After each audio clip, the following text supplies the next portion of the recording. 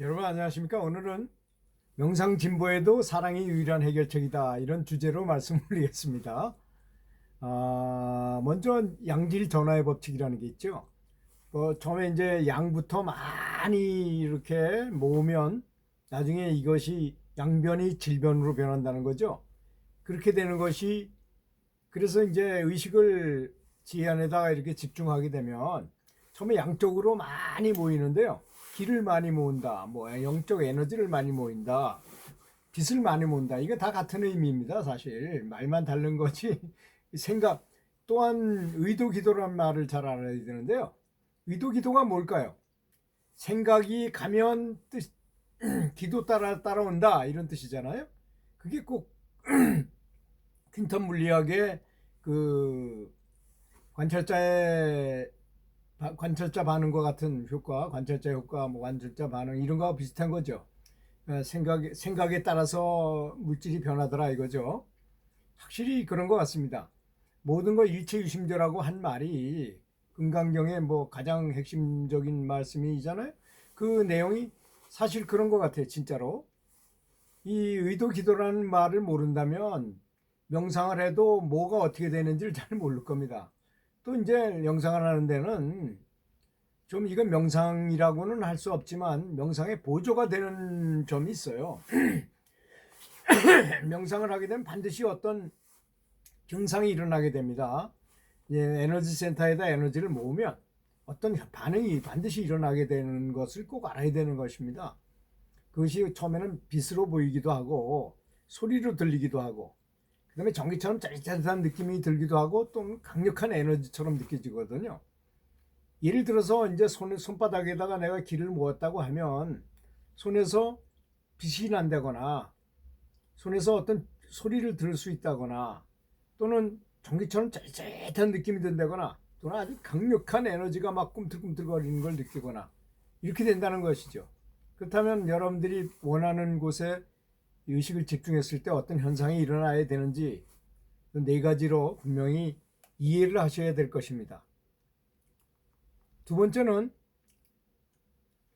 모든 세상 일이 그렇잖아요. 너무 욕심을 가지고 너무 또 거기에 올인하다 보면 반드시 부작용이 따르게 마련이잖아요.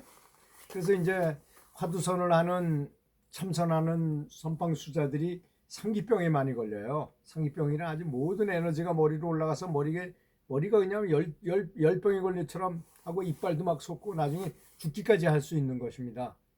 너무 의식을 위로 끌어올려서 그렇죠. 그래서 이렇게 이런 걸 방지하기 위해서 이제 뭐 하단전에다가 뭐 화두를 두고 한다 뭐 이런 말도 많이 있지만 실제로는 그렇게 하는 것이 아니고 사수비수라는 말을 알아야 됩니다. 사수비수. 지키는 둥 마는 둥 하는 거죠. 말하자면 너무 지키는 것도 아니고 너무 안 지키는 것도 아니다 이거야. 마음을 거기다 두고 거기다 갖다 두고 계속 의식을 집중하면 된다 이런 뜻입니다. 이게 굉장히 중요한 의미를 가지고 있습니다. 제가 가지고 있던 그 지금은 뭐 버렸지만 그 한국 사람이 만들어서 미국의 장난감 시장에서 아주 엄청난 폭발적인 인기를 끌었던 뇌파 훈련기라는 게 있어요. 여기다가 이제 뇌파를 이렇게 감지할 수 있는 기계를 달고 한 3m 밖에다가 원통 뿔처럼 생긴 그런 거기다가 그 탁구공 같은 걸 집어넣어요. 여기서 이제 딱 의식을 보내면 밑에 팬이 돌아가지고 이 탁구공 같은 게 올라갑니다. 근데 쭉 올리는 게 문제가 아니라 중간에 세우는 게 문제예요. 쭉 올리는 건 뭐 신경을 바짝 쓰면 쫙 올라가거든요.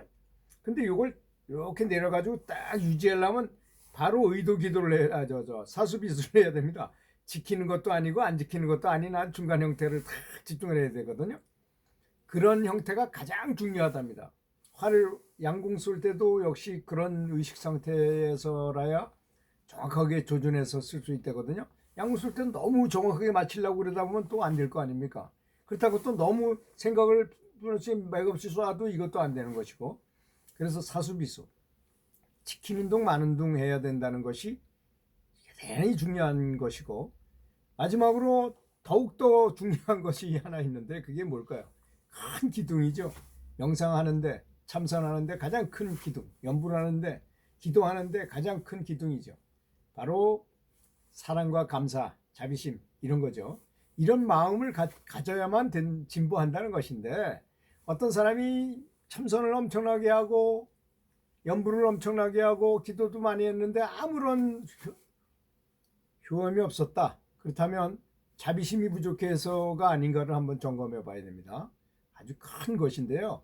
나만을 위해서 기도하거나 나만이 해탈하기 위해서 참선한다면 진보가 늦을지 몰라요. 그런데 부처님은 이 말씀을, 그래서 불교하면 첫째 떠오르는 말이 핵심 단어가 자비 아닙니까? 근데 부처님 말씀하시면 대자대비야. 자비심이 너무 크고 무량심이라고도 말씀하셨고 큰 대자 두 개를 써가지고 대자대비라고 말씀하셨습니다.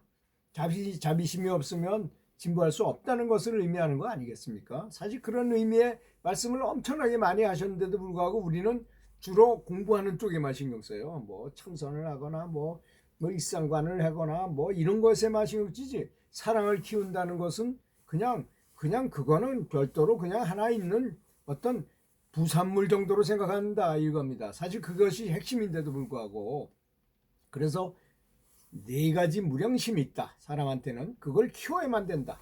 그걸 키우면 저절로 해탈할 수 있다는 뜻인 것인데 그건 해탈하고 관계가 없어 보입니다. 희한하게도 사람이 그런 착각을 하게 된다는 거죠.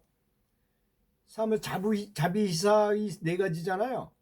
사랑하는 마음과 불쌍히 다른 사람을 불쌍히 여기는 것과 그 다음에 함께 기뻐하는 것과 그 다음에 아주 공평무사하게 사람을 대하는, 아주 공평하게 대하는 거, 거지나 부처님이나 똑같이 부처님처럼 본다는 이런 마음을 말하는 거잖아요. 이 무량심을 키우면 저절로 그것이 진보에 이르게 되는 지름길인데, 그래서 명상을 하거나 뭐 아무리 올인해서 해도 아무런 진보가 없다고 생각하시는 분은 반드시 이렇게 사랑의 마음 키우는 방법을 잘 훈련하셔가지고 사랑을 키우면서 함께 해보십시오.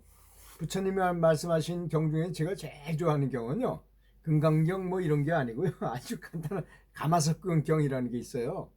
가마석경 뭐 원어는 잘 모르겠는데 하여튼 가마솥에다가 밥을 해가지고 100명분 뭐 200명분 이렇게 해가지고 매일 밥을 보시한다 이겁니다. 다른 사람, 가난한 사람들한테.